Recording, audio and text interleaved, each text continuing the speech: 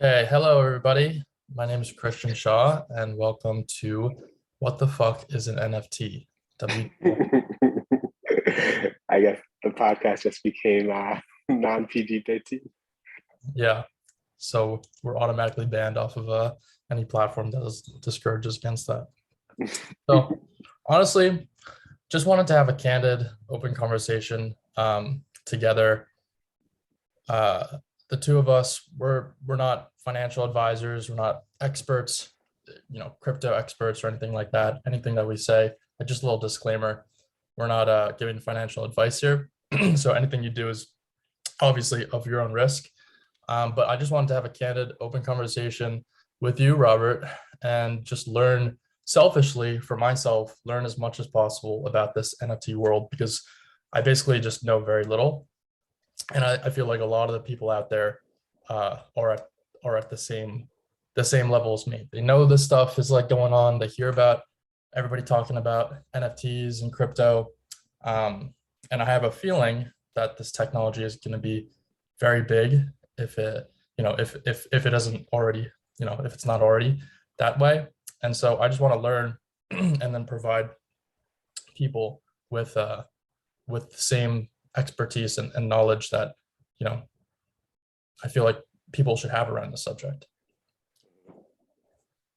So I have a few questions that I prepared for you, and I just love to just jump right in to understand. So first off, what the fuck is an NFT? What what is an NFT? And I don't have to keep cursing, but I feel like that gives it a little bit of flair, a little bit of Okay. you know. So let's see. So to answer that question, what I found the best way to answer that question is answer it from a technical level, but then I think like just so we kind of like check that off. But then more importantly, answer it from a what can you do with it? So one of the things I've learned recently, or I learned to focus on recently, is that like as an engineer, one of the things that happens is I get caught up in, hey, I can build this cool thing and it's really awesome.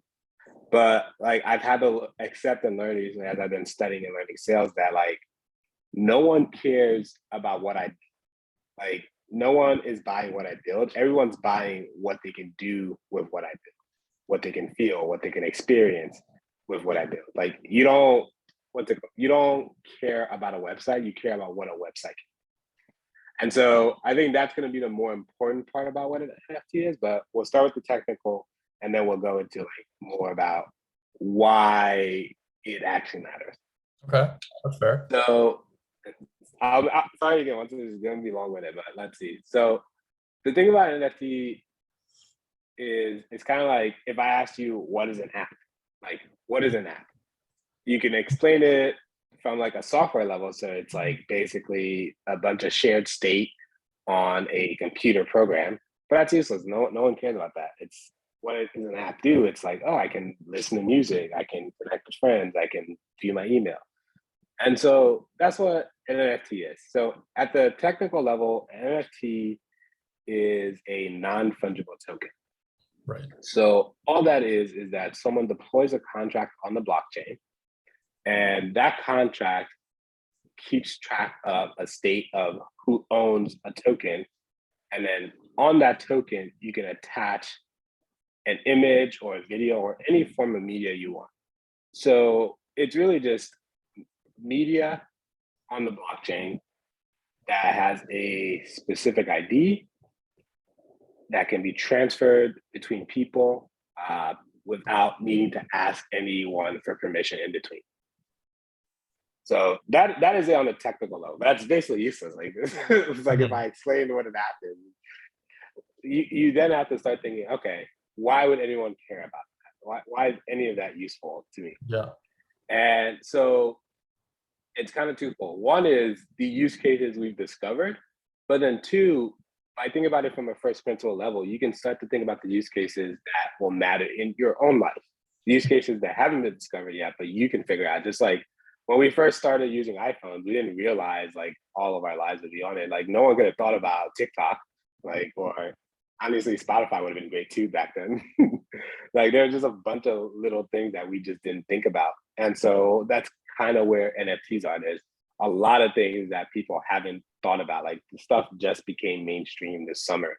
And so it's early days. And if you just understand it from a first principles, understand how you can repurpose it, you can come up with cool, innovative ideas and you can make money, you can have cool experiences, you can do whatever you want with it. There's basically endless opportunity. So good. So I mean, that really ties into the next question. So why should anybody care about it? Like, why should I care about it? What will it do for me in my life? Like, why is there so much buzz in the community about, we should care about NFTs and cryptocurrency? Well, that is a bigger question. So why you should do anything? I mean, technically, I avoid the word should. You shouldn't do. Should is a very dangerous word, so you shouldn't necessarily do anything. But why does everyone care about NFTs? I think I can answer. Why does everyone care about cryptocurrencies? That will expand the scope of this conversation to a much longer thing. But the one thing you should recognize is, hey, if everyone's paying attention to this, either they're all stupid or there's something here and you should learn. So that would be the first place I look at it. If the fact that like all the best tech people are leaving companies to pay attention to this technology, all the VCs are giving money to it. You have nations and countries like spending all their time thinking about it. You even have criminals diverting all of their scams to crypto, like because it's like the best opportunity. Like clearly there's something going on here that everyone from like the smartest people, the kindest people, the most criminal, scammy people, everyone realizes there's some kind of opportunity here and everyone is paying attention to it. So that would basically be why I think like you should start thinking about, hey, there's something going here and I should at least learn.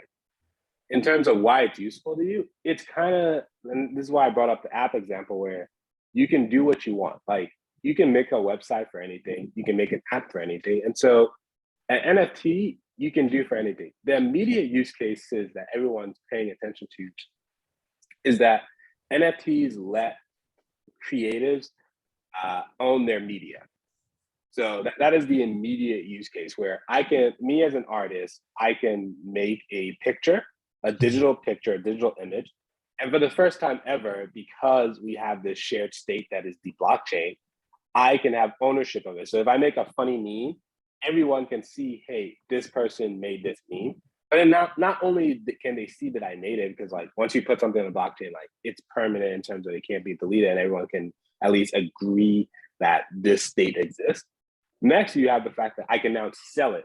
So it's like you now made it so that digital media has value out of thin air, where you couldn't really sell a meme before. I mean, you could, but it was kind of like, who would buy it?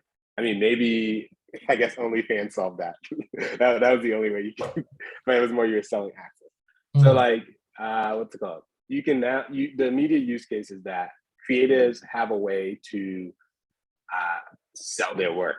So that is the immediate use case that everyone's seeing. It's a way to empower the artist. It's a way, me as an artist, to do that. And then you're seeing it going from just like images to other types of media. So like music NFTs are a really big thing that's like slowly emerging. You have like some of the biggest artists, Snoop Dogg, what's it called? I just saw Busta Rhymes. Like basically a lot of artists are exploring how you can use NFTs. But like I said, the first part of basically like, hey, I can own this piece of art. And then the second part of, hey, I can make money off of it. And now you're having artists thinking about different ways of monetizing their media, where like one way you can do it's like, hey, I can give away the music rights to my art. So the fact is, a non-fungible token lets you own a unique asset and sell it and transfer it permissionlessly. And like I said, the first thing we're doing is media on top of that. But there's a lot more applications, which I think we can go into later.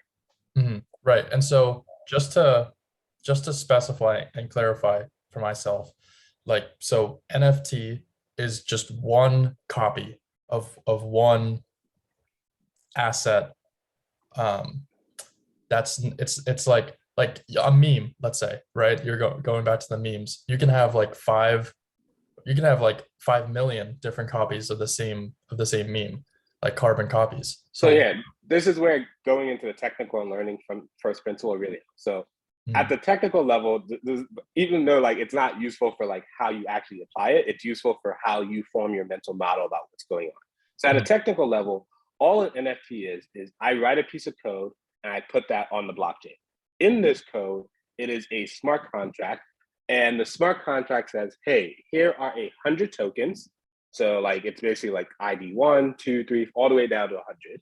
mm, Each token has an owner, and each token also has a link to like an image. And that is it. That like on the technical level, that is all that's happening in this NFT. So there's an NFT contract, which we call the collection. It hosts all 100 or all 10,000 or whatever amount. And each one of those, basically, you only need three things for it to matter. It needs to have a unique ID. So like number 1 and number 10 are different, uh-huh, and all the way down to like however many the collection is. It needs to have a link to media. So like that's the image or the video or the music. uh-huh. And then it needs to have an owner. And then third, there's like a function in there that lets the owner transfer it to someone. And that basically becomes the selling thing. Next, you can wrap it around something else that lets you make money every time you transfer. And that's what something like OpenSea is doing. But at a technical level, it's just a piece of code that manages the state of all 10,000 of these, who owns each one of those IDs, and what's it called? The image that is like attached to each one of those IDs. Okay, gotcha. So, okay, so just to recap, NFT is a unique ID with a link to a media that has an owner and a function to transfer. Yep, that is it from a technical level. That like Okay. All right. so once you understand that primitive, you can then work up to building more unique things. So like I said, the obvious stuff is, hey, I'm an artist. I want to sell my art, and you Mhm. can see it with images. You can see it with music. The less obvious stuff becomes about more utility like things. So it's like we start off with collectible NFTs. So it's like, hey, I'm collecting this artist media, to more utility NFTs. So like I think the best example is if you're trying to learn about NFTs is just following Gary Vee, because he's doing a really great job of educating his community on how this stuff works. But Mhm. like he made his NFT a Mhm. ticket concert that also has like the image. So like now you're starting to see, hey, I can make this a piece of utility. Another way you could do this is you can make the NFT a subscription. So it's like if you think about something like OnlyFans, like I could have each one of my users, and now you can gate the access to your content using NFT. Mhm. It also changes the business model now. So another thing about NFTs is it changes business models. It flips a lot of business models on the head. So like before, me as an artist, for me to make money, it's basically I had to get the most amount of attention, and then I had to sell some other way. So this is the same thing you do on Instagram or if you do it on Spotify. Now, me as an artist, I can just sell directly. I can sell my music directly to my fans. I can sell my images directly to my fans. So the business model is not different. Same thing for if I am doing a subscription business. With a subscription business, if you use NFT technology, now your customers can sell their subscriptions between each other. Mhm. So your new job becomes just making the subscription valuable. And then the customers, if they want to leave, like you can make money from customers leaving. Like that becomes a thing, because one of the other things you can do in this NFT smart contract function is you can make it so that every time someone calls that transfer function, Mhm. you can get rewarded a piece of the cut. Gotcha. Okay, I see what you're saying. I see what you're starting to build on. I feel like um this is very advanced. Like this is almost like calculus. Like I think of like math, right? There's Mhm. calculus, which has I'm kind of like going back in my memory to high school about calculus, but like Mhm. derivatives of the equation. But I feel like where I'm at, I just need to understand, okay, what is the basic, what's the basic addition, subtraction, and then what's Yeah, multiplication. no, I agree with you. Like it is exactly calculus, because like at the end of the day, like you will get these like super complicated functions plus some other super complicated function equals whatever, like equals one. And that's the same thing we learned way back in algebra. It's like x plus y equals one. And now it's like, but this is why I'm like, you have to jump between understanding the technology a little bit. Like you need to understand the mental model of the technology and like just enough of the core principles. Mhm. But like then you have to jump from like that little like addition and subtraction all the way to like calculus and derivatives, where it's like, okay, how can I take that and update and rechange my whole business model to really use this technology? Right. I see. Okay. So so I'm getting a sense of how it can be useful. I think what you're saying, the collectible versus the utility NFT, that kind of helps me solidify in my brain. Like um, a collectible NFT is just something that you collect. It has no other, I guess, value other than it's unique. It's a collectible, like a shiny new like Pokemon card. A card. Right, but keep in mind, Pokemon cards go for $1 million. So like, Hmm. there's multiple. So I'm reading this book called what's it called, The Personal MBA, and he like in it he outlines different ways of values, and like this is a type of value that's like based on status, and people care about status. Hmm. Like a collectible type value really is dependent on the status and like the perceived value of that thing. Sure. Like I And don't care about uniqueness art of at it. all, but if someone offered me the Mona Lisa, I would take it in a heartbeat because I Right. know there are millions of people who pay me like $20 million for it. Yeah, definitely. And there's only one Mona Lisa. There. Correct. And the same thing for your NFT. There's only going to be one NFT with token ID 276 that has this link to this image. Mhm. Gotcha. Okay. And then the utility, just to clarify, is not a collectible. It's it is a collectible as well. So utility is, and this is why I keep saying, like, start with the first one. Utility is that same token, but now the creator has decided to add it some extra functionality. So let's say I make my NFT collection. There's just a bunch of images. They're not that great, and because I'm not a famous artist. But what if I told you everyone who has this can now come to my concert, can now come to my club, can I, like whatever I offer to it, now I've made a value out of thin air for this, because now it's like it's no longer just like you hold it and like you care about it because I'm this smart, cool, famous person. And like the utility value of my art. Now it's like this will also do something for me in life, where it's like giving me access to something, letting me do. It's like it's mostly like think about tickets. It's like the easiest way to think about it. Okay. But like other types of things you can Uh, do as well. It doesn't necessarily have to be a ticket. It could be a subscription. It's basically anything where it's like, hey, I say like you having this, it grants you access to do something. mm, That is now where your NFT went from just a what's it called, a collectible NFT to a utility NFT. And what you're going to see is the best NFTs have a combination of both. They okay. have some value as just a collectible, but then they also have some value as utility. This is why, like, one of the things all the NFT projects have done is they made it this token gated community on Discord. So it's Right. like right off the bat, now it's like the NFT has some value in that. Like it's the only way to get into this like group chat with like rich and cool people. I see. Okay. And I think that's the easiest way for me to understand it. Like a utility NFT is simply a ticket. It's a unique ticket. When you go to the event, they scan your ticket. So And that. so sorry, I'm gonna be a stickler here because what the biggest problem you're gonna run into the Web3 and crypto space is that you don't update your mental model because the space is moving super fast. Mhm. And what ends up happening is people pick a mental model and they think that's how it is. New information comes out and they don't update it. And so the best way I found to avoiding it is just sticking to the first principle. And so the better way of describing it is that an NFT, and I think the ticket model is the one I'm using right now, but I can already see how it's being updated because people are thinking of new creative ways to do it that the ticket mental model can't hold. Like it's bursting. It's like, hey, this can't be the way you describe me anymore. And so Okay. like by sticking with the very fundamental first principles, Mhm. it lets you evolve as people like come up with new ways of describing it each time. And like this is happening like every 6 months, it's like a new way of describing it. Because like think about another way, it's like NFTs is like there's a game I really like called Axie Infinity, where you get like a Pokemon type character, and then you can use that character to earn money for playing the video game. So it's like, does the ticket model really work there? Because no, it's like, hey, it's a Pokemon that earns money from being a Pokemon. So it has some utility in that, like it lets me play the game and it lets me earn money. So this is why I'm saying like the ticket mental model is like a good starting point, but it won't carry you because there's so many other mental models that it won't fit with. The better mental model, at least the one I'm sticking with at the moment, is just that, hey, the utility part is the creator adds some type of value to Okay. this original NFT. Okay. Because then it's like it lets you, because it's so like I've only given you ticket and video game, and there's many more that are there.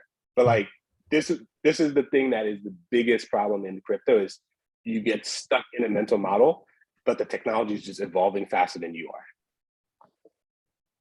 Okay, gotcha. So it's a utility that the creator of the NFT places a specific value on. So actually, even that is wrong, because this is where I'm saying that the models keep updating. I'm curious Because about what you mean by the first principle thing, because if I understand the first principle, I feel like I could understand this a little better. yeah, but think about what I told you with, like, now that you understand the contract, like you're thinking about it differently. Like before you didn't know what an NFT is. Now you know it's just a bunch of code with four principles, like unique ID, a piece of image, and the transfer function on there.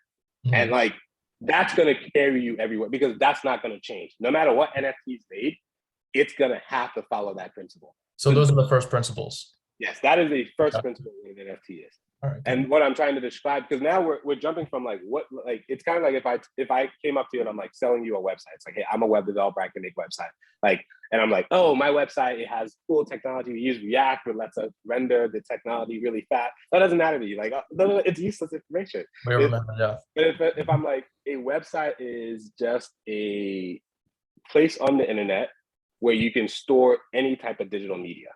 Like that becomes more, and like now you can transform it into like, hey, I can use it for my website that's like an app, like Facebook, or I can use it for like my sales pitch website, and I'm just selling my ebook. Like you kind of want something that, and this, I just made this up, so this is probably really bad, but like you kind of want something that, like, as the different use cases, it'll travel with you. Like, and this is the value of the first principles with technology, where it's like, understand, like you have to basically think in two scopes. You have to think scope of the first principle of like what's actually there, and then you have to think in the scope of like, hey, what is the value I can extract and use from it? Yeah, if that makes sense. Yeah, I hear you. So it's like you have to think about it in two scopes: the first principle, the foundational aspect of what this technology is, and then how you can actually apply it to everyday life, and why I should care about it, or how Yeah, I can use it's it. kind of like your calculus example. Like early days, you learn x plus y equals 1, and then now you have to go figure out what that is. Yeah. Then you get the calculus, and then now it's like some super complicated differential equation plus some other super complicated differential equation equals 1. And it's like it's the same addition principles are there. So it's like, okay, I understand all this complicated stuff is all this complicated equal 1, but like I'm going to use the same thinking I did when it was just x plus y equal 1. Okay. All right. I'm getting that. I'm starting to get that. Okay. So I have a good idea of how it can be used. So kind of like to move this along, like how do I make sure that I don't lose all of my money in NFTs? Like So everybody's promoting it, right? The best principle, none of this is legal and financial advice. So let me start with that. But the best principle I found is only buy things you understand. Now that is just a principle for life. And I mean, unless you know what you're doing, try to buy things you wouldn't mind holding either for forever or at least 10 years. So those are two principles that really help you out, because it kind of like gets rid of 90. Can you say that again? Because I don't think I quite understood that. So you only buy things that you keep forever. Well, I said forever or at least like 10 years. 10 years. Okay. Yeah. So like, but that's just my investment philosophy. It kind of gets you out of the mindset of like, hey, short-term thinking, oh, I think this thing is going to go up. It's like, well, that's great that you think this thing's going to up. Do you think it'll be valuable in 10 years? And like, that changes how you think about it. Like, I think one thing I really like spending time on is like, by expanding your time horizon, you make better quality decisions, whether that's in friends, relationships, or investments. Like in everything in business, like expanding your time horizon solves a lot of your problems, because most of your problems come from short-term thinking. And so this is the same thing with NFTs, where it's like, expand your time horizon. If you see this cool project that you really like, it's like, hey, do I care about supporting this for 10 years? This is just like, I'm a long-term investor, and so this is why I do this, but like, and for my like investments in general, but like, you can stick with short-term investing. I'm just letting you know there's going to be a lot more problems. Like, short-term investment takes a lot more skill. And so if you're my girlfriend has this funny saying, which is like, if you got to ask, it's not for you. And so if you have to ask this question, you're not ready for short-term investing. You're better Okay. off just being a long-term investor. Okay. And so pick things that one, you're interested in. So like there's going to be a lot of NFT products for a lot of different spaces. If you never cared about music before, don't buy music knives. Like, I never collected cards or anything. Like the things I cared about video games, I cared about anime. So those are the types of NFTs I'm going to invest in. Mhm. So invest in the type of NFTs where you were doing the activity already. Like I know a shit ton of information, more than the average person about anime. So I would invest in it. There's people like my cousins, they know ungodly information about music. I'm gonna go to them for music and like they should be investing in music in it. There's people who know a lot about business, like whatever you already know about and your interest, those are the NFT you should pay attention to because you're gonna have more competency in it. So focus on where do you have competency, and then also when you invest, just say, hey, am I okay with holding this thing if it never goes up in value for the next 10 years? And like that changes your conversation because now it's like you've already solved your biggest problem, which is like what happens when I put in a loss. And then I guess the third thing is kind of like a derivative of this, which is like don't spend anything you're not okay with doing in zero. Don't spend anything that you're not okay with going to zero. Correct. So if you're willing to put $100 in, be okay with it going to zero. If you're willing to put $10,000 in, be okay with it going to zero. Whenever you put into any investment, be okay with it going to zero. And Okay. so if you don't have $10,000, don't fucking bet $10,000. Like it's literally that simple. So those are three principles that I think help. Hmm. Time horizon, do you want to hold it for at least a decade to forever? Do you actually care and have competency in this thing? And then are you spending money and you're okay with losing? Hmm. They'll solve 90% of your problems, like just following those three principles. Right. Yeah. I don't think a lot of people think like that, or I don't hear this conversation a lot in this space. And Yeah, well, I honestly, mean, yeah. people remember what I said. Everyone's chasing this opportunity, so there's also a lot of scammers, and scammers aren't Yeah. incompetent. They see, oh, there's a lot of cool stuff happening here. Let me go take my opportunity as well. So, and there's a lot of short-term thinkers, but there's also people like I'm not saying short-term trading isn't bad. You can actually like becomes a problem where it's like people have a lot of and actually Gary Vee was just talking about this recently, but like people have a lot of like or mindset where it's like it's actually an and mindset. Like you can make a lot of money as a short-term trader. And there's a lot of people talking about this because they understand they have the skill to do it. I'm just saying, as a beginner, you have no fucking idea what you're doing, and you should not approach that strategy. Once you learn more, once you've bought a couple of NFTs, you're okay with sticking. Like once you get to the competency where you're not asking me like, "Hey, what's a good?" Like when you still have to ask like, "What's a good NFT investment?" You're not ready for short-term NFT investments. Hmm. Once you get to that place, then you can do short term. And there's technically nothing wrong with short term. It's just that like it is a complicated thing that a lot of beginners will try and they will fail because of it. Mostly because of the three things. They're gonna either bet more money than they need to because they think, oh, there's some like I have to make this thing now, so that they're falling for urgency bias. Right. Uh, they're gonna get into stuff they know nothing about. Like if you don't know shit about music NFTs, like you're not gonna be able to pick the best artists. Like just stay out of it. Like and they're going to be buying music not necessarily because they like it, but because they think it's going to make them money. But then the third thing is just like they're going to be getting in the thing trying to time the market, and they're not going to be able to time the market. There's people who get paid billions of dollars and they can't time the market. What like Hmm. What makes think you yeah, it's just like can? it's just Yeah. audacity and incompetence. So it's like this is why I'm saying like short-term strategies are just not for beginners. It's Okay. not like it's a bad thing. It's just work your way up to this shit. Hmm. Otherwise, you will get wrecked. Okay. Gotcha. All right. So kind of just wrapping up here because I feel like there's a million questions that I could ask about that. But what should one do to learn more about NFTs if they want to start making money from it, if they want to just learn about it as a technology? What should I do? So it's kind of like there's two parts. So it's kind of like if I was like, hey, if I want to get into using apps, the first thing I have to actually tell you is like you have to get the phone and whatever. But like in NFT, it's kind of like you can't use Facebook. You can't use any social media website without an email. Like it's just you need to learn how to download an email. And like I remember what was it? I was teaching my mom how to download Uber last summer or whatever, whenever the pandemic started. And Gosh, it's like so big but pain like already. but now she's teaching. She's like, oh, you should start using this. What is the delivery app? The one that Uber Eats? no, not Uber Eats. She's now finding other apps. Hmm. what is it? What's the one that you use for delivery? It's not There's Uber Eats. there's God, I'll know what he said. Someone in the comments is watching this and they know what I'm talking about. It's not like Post. It's like the one that you use for like shop Instacart. She's Instacart. like, No. she's now become an Instacart salesman. I was like, how'd you learn how to use Instacart? You couldn't even download Uber Eats before. But like that's kind of what this technology feels like. It's kind of like me teaching my mom to start with like Uber.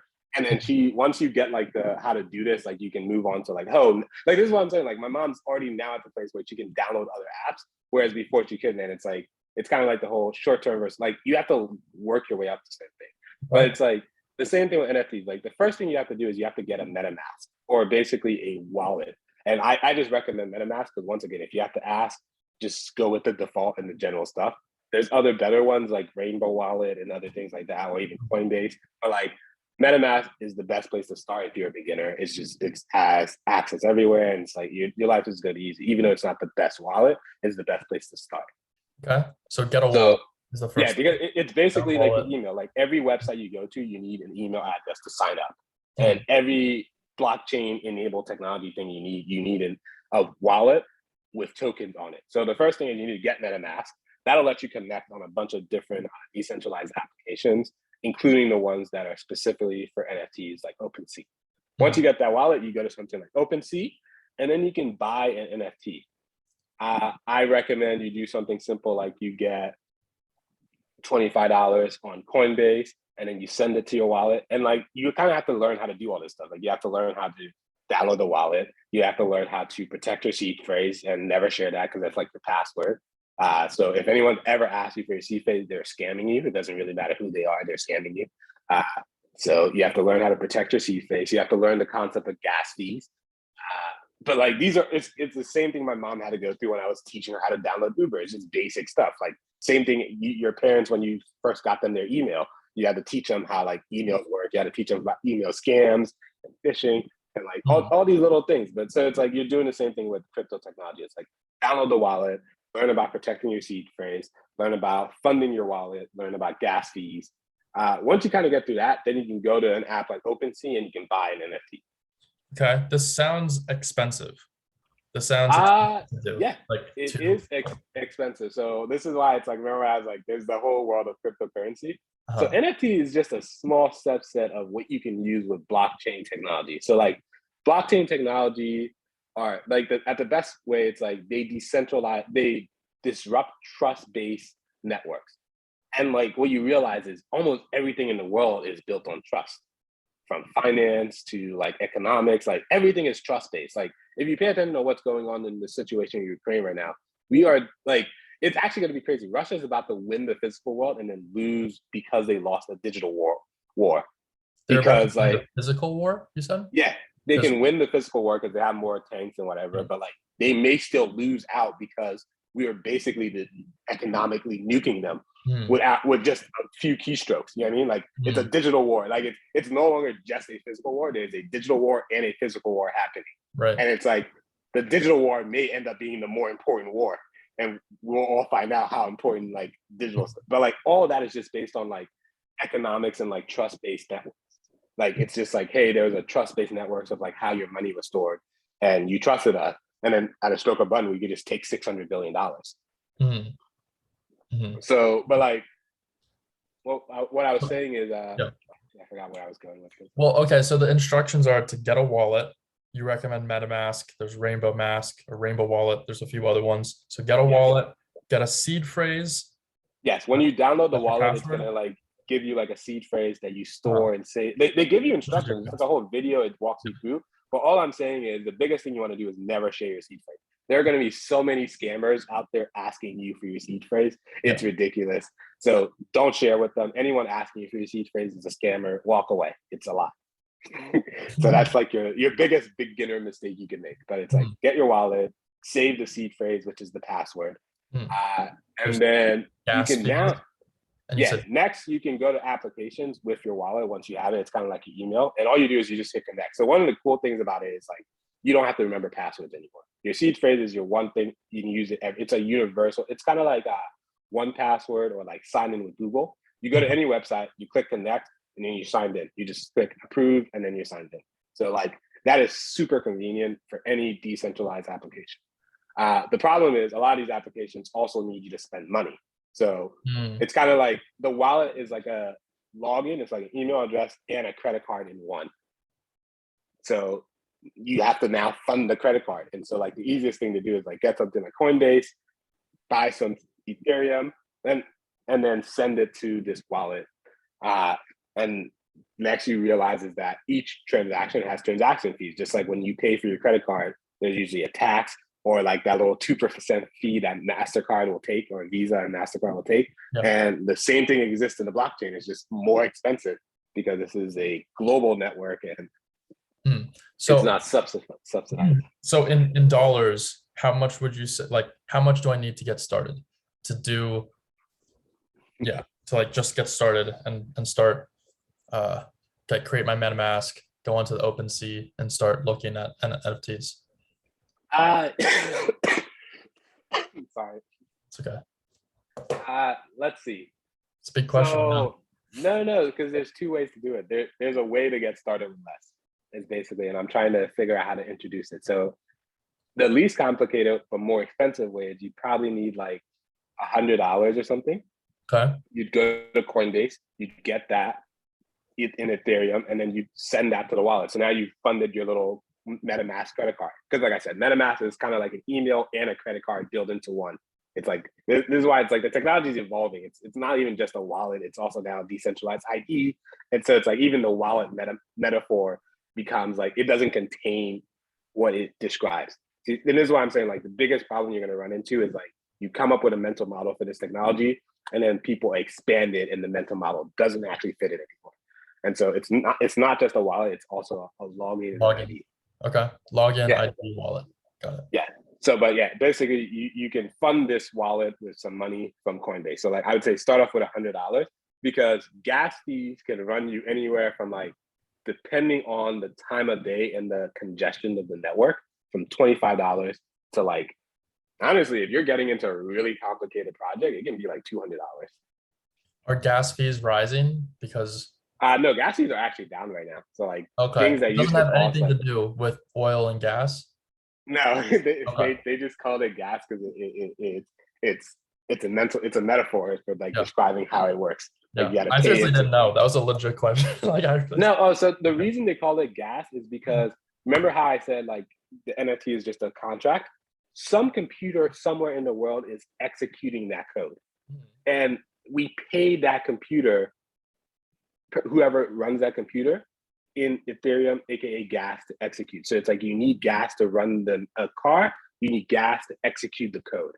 Okay. And that's the technical reason for why they call it gas. It's just that like it is the fee that is being used to execute the code. Okay. All right, gotcha. So that's actually pretty simple. Get a wallet, get a login, protect the login, then fund the wallet, and then fund the wallet with Coinbase or Gemini or Kraken or what's the really popular one if you're outside of the States? I can't remember. I'm in the States, sorry.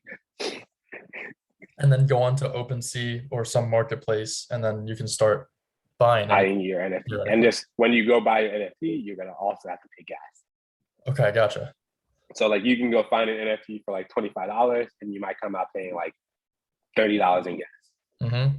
I remember there was a thing where I would only use NFT stuff and like blockchain tech like 2 a.m. because the network was quiet because it was like the cheapest time to buy stuff. But right now, on March 12th, like the network is actually pretty down. Oh, weekends, I think some weekends are also good. So like during the week is this is now I'm like talking to you about like gas fees, like how to game the gas fees. So it's like understanding where things are cheap. Yeah. Okay. All right. But there's a cheaper way to do this stuff. So. Oh yeah. Okay. What's the free way? The cheap way? There's actually even free ways technically. So one of the things is, as we are developing the technology, we realize like, hey, people paying $200 for something worth $25 isn't scalable. Like this gas fees thing isn't possible. But we also want to protect the value of like, hey, anyone in the planet can trade with each other without having to ask some person for permission. So it's like, we want to protect the decentralized permissionless stuff, but we also want to make it so it's like practical and useful. And so us developers came up with like, what's it called? We call it layer twos and sidechains. It's a way to scale the blockchain technology in a way that still protects the ability for users to like have ownership and rights and like self-sovereignty. And so it's basically you make another network on the side that every now and then like saves state to the original network. It's kind of like when you download stuff and then you over time eventually save it onto your Google Drive. Like the Google Drive is the final state, and that's where you have to pay fees. But like you can download, do stuff for free on your computer, like no internet required. And then when you're ready, you then plug back into the internet and then save it onto the Google Drive. And like that's kind of like the mental model like we've came up with, where it's like, yeah, side chains and layer twos, where you kind of do stuff for cheap, like really cheap gas fees. And then when you're ready, you can take it back to layer one. So how do I get a free NFT? So the best way is using one of these sidechain networks. So Polygon would be another one. Immutable X is another one. So those are two. I think there's another one called Flow. That's the one responsible for NBA Top Shot. So like these are all cheaper networks, and Flow actually does not let you save back. So Flow is kind of a permission blockchain, and now this stuff gets really complicated. So maybe I should even bring up Flow is an advanced topic, so let me stay out of it. Okay. But so basically, Polygon or Immutable X, if you can get tokens on there, which is in itself is a complicated stuff. But like if you're trying to save money, you have to be able to at least Google this stuff. So like you're gonna have to learn how to get your tokens on the Polygon. I think crypto.com lets you do it cheaply for free. If not, you basically have to buy $100 on Coinbase, send it to your MetaMask, go to the Polygon bridge, pay the bridge fees, and then go to Polygon's network. It's a complicated thing, like, but like once you Google it, like they have a lot of tutorials and videos on YouTube, and you can walk through it. Great. But basically, you have to, if you want to save money on fees, is you have to go to one of these side networks. It's kind of like just like downloading your Google Doc, so it's locally on your computer without you needing the internet. Yeah. And then you can save on fees, and then when you're ready, you can always send it back to Google Drive. Sounds pretty sketch.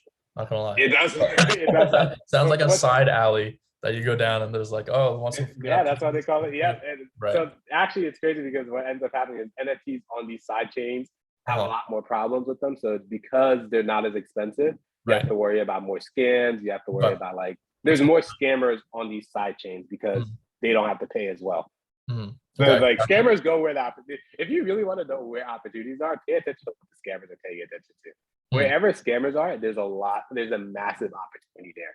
Okay. And so just to protect ourselves, what are the big scams right now? Is it, you were saying getting the seed phrase from yes, people? The biggest scam is someone's going to try and get your seed phrase from you. Once they have your seed phrase, it's kind of like you giving them like your social security number. Like it's like once they have that, they can do whatever they want with it. And so it's like once I have your seed phrase, all the money, all the NFTs in that wallet are mine because I can just take them and transfer it. The seed phrase is a password that lets you control the wallet.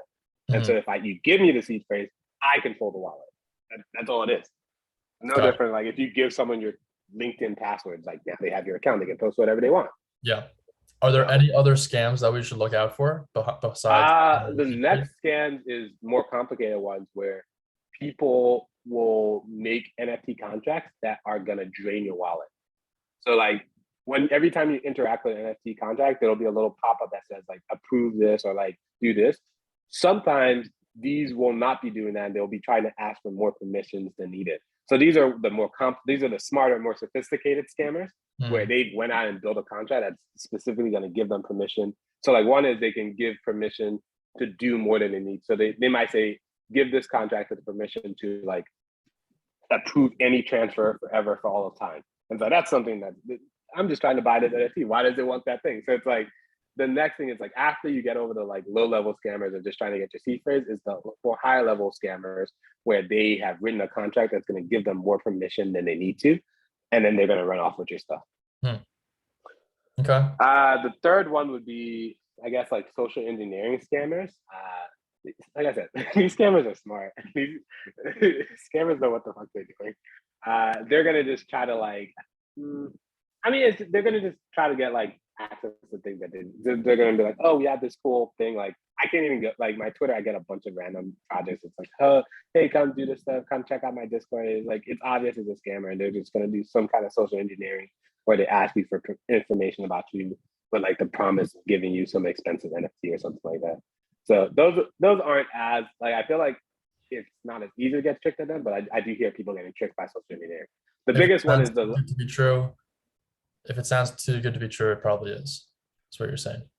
well, that's the problem. This is like some of these things aren't literally sound too good to be true, but they are true. Like the fact that like, hey, I can go buy an NFT and like 6 months later I got $20,000 for it. That sounds too good to be true, but it was an actual thing that happened. Because like this is what like it's confusing because like some of it's like the scammers are where the cutting innovation are. So it's like you have to like deal with the fact that like because it's open to everyone, it's open to everyone. So they're there too, where there's a lot of cool, good stuff happening, but then like they're there like fucking shit up for us as well. So Right. it's like it's not even it can't necessarily be that it sounds too good. It's just you have to look at everything from first principles and understand what's happening out behind the scenes. Okay. And so as long as you can follow it through first principles, you won't get tricked by them because they're gonna be offering like if they see something good that happens, they're gonna now make their scams around it. And so like all the scams that really work have a bit of truth to them. Right. That becomes the problem. So it's like if it sounds too good to be true, 90% of the time it could be a scammer, but also 10% of the time it could actually be true. It's like now you have this problem where it's like the scammers are causing you to miss opportunities. If I came across something, an NFT opportunity or some project or something, could I send it to you to like validate it? Would you be able to like look Yeah. at it? But not everyone's gonna have a me. You know what I mean? Right. Like, and I'm Right. not volunteering my time to look at every. So it's like for our users and our listeners, it's like I think looking at it from like I think your biggest scam is like if you see just look for the red flags. If someone asks you for a seed phrase, 99% of the time is the only person who should ask you for a seed phrase is a wallet provider. So something like MetaMask. Everyone else is a scam. Doesn't matter who they are. It's a scam. The next thing is reading what the contract is asking you to do. Every time you interact with anything on the blockchain, your MetaMask is going to pop up and say, approve this, connect. Like it's going to ask you to say, hey, do you want to do this thing? So read that message. Like that is the next biggest thing you want to do. And then next is just like if someone messages you for stuff, like approach them with a bit of skepticism, but like open-mindedness because it could be useful, it could not be. But like pay attention at that point. Like have your blinders on, like super, like be very open, but like also be very like aware. So I Okay. think those are your three most common scams. Yeah, I think this comes back to what you're saying, which is only invest in a NFT. Like your philosophy is only invest in NFTs or anything really, if you can see yourself holding it forever or at least 10 Correct. years. So if under that philosophy, you would read the contract, you would Correct. be Because mindful this is of a it. 10-year investment. Exactly. Right. Okay. This is what I'm saying. Like long-term investment is where you start out as a beginner. Short-term investment is like if you've had a lot of experience in this stuff and you know what you're doing, you can do short-term. Everyone flips it around. Everyone starts off as a beginner short-term investing, and then they learn long-term investment. Right. Like it's stupid. No, I feel like people think that that's how to learn it by doing the short-term investments and short-term flips. But I actually think that I want to learn it this way, like doing the long-term stuff, because I think it's the philosophy that I appreciate more. And I think in economics, it definitely like I think long-term thinking is more important than short-term flips. Okay, gotcha. Any courses, books, free education? You were mentioning Gary V's Discord before. Anything that you recommend to get started, to learn more about this stuff, to protect us ourselves from the scams and start understanding this technology? So yeah. So one, I'll go off on a small tangent because I think this is important. One important thing in the crypto Web3 technology is that pay attention to communities because like it's like a small important aspect. And maybe in the next conversation we can talk about like community and how important it is. But like I think Gary Vee has a good community and he does a good job about this. But like I would say Gary Vee is like a good place to start where you can kind of like learn about a very popular NFT community. You might even get to the alpha because he's always releasing new stuff. And you can learn there. So that is like from more like the social level. I think that's great. You can probably find stuff on Twitter, but not as useful. Then from the technical level, there's two websites. So there's one called NFT School. That's really useful. And then there's another website called I think it's called useweb3.xyz. Let me double check. Yeah, useweb3.xyz. And the reason I recommend this website is every course, every article, every guide I've ever recommended in crypto, like to train developers or to just learn about the technology, is on there. So if you're ready to really do a deep dive, if you want to like, hey, you're gonna actually build your business on this, I would say go there. But this is gonna be like, you're gonna be reading technical docs, you're gonna actually learn how a contract works. So that would be like, now it's like, I'd say Gary Vee is like the light touch, is kind of like learn it from like a high level, see like how some of the best players are doing it, and you'll start to also get exposure to, like, you basically would be relying on Gary Vee as like your filter. So that's a good place to start. The next one is like technical deep dives, and so like the Use Web3 or the NFT school, those are good ones. Like now you'll get technical deep dive, like you'll be able to explain how the contract works, just like I was able to explain it to you. Like I didn't just get this knowledge out of thin air. Like I learned it. I read articles. I read the code, and that's how I know it. So you'll be able to get to that level. And then a good middle place is like probably just going to OpenSea and just seeing what people are paying attention to. Like one good thing about blockchain technology is that it's all open. You don't need to know what's the most, like you don't need to like guess what people are actually paying for. You can just go see what people are paying for. You can run analytics. There's a cool website called duneanalytics.com or .xyz, I can't remember. And they just show dashboards of NFT technology. So like it's just, you can find out what some of the best technologies are. So there's a lot of like random places. So it's like .xyz, you said? Dune Analytics. Oh, Dune. Okay. Yeah, maybe I should have shared my screen and just show some of these websites. I'll post a recap of all these. Okay, yeah, in the show notes. Yeah. Okay. Yeah, but I'd say Gary Vee, high level, OpenSea, mid level, where you're just looking at the stuff, and then use web3.xyz is like technical details. So if you're a developer or if you're going to build your business around this stuff, you probably want to actually understand what's going on. Gotcha. Okay, so high level like communities like Gary Vee, Discords. Mid level would be OpenSea marketplace to see what people are actually buying and selling, and then a deep dive would be the technical things like NFT school and Web3. Use web3.xyz. Use Web3 XYZ. Yeah, gotcha. All right, great. Well, I appreciate it, Rob. Like this is always a blast to learn about this stuff because, like, man, I see all this stuff going on. It's like, how do I even start? How do I even start learning about this stuff? So I really appreciate your time, just talking about it, going back and forth, and sharing your knowledge and your wisdom about this stuff, man. No problem, man. Happy to help everyone else gets the same value out of it. Great. Well, everybody, thank you for watching, and join us next time on What the Fuck is NFT next week. All right. See y'all. Ciao.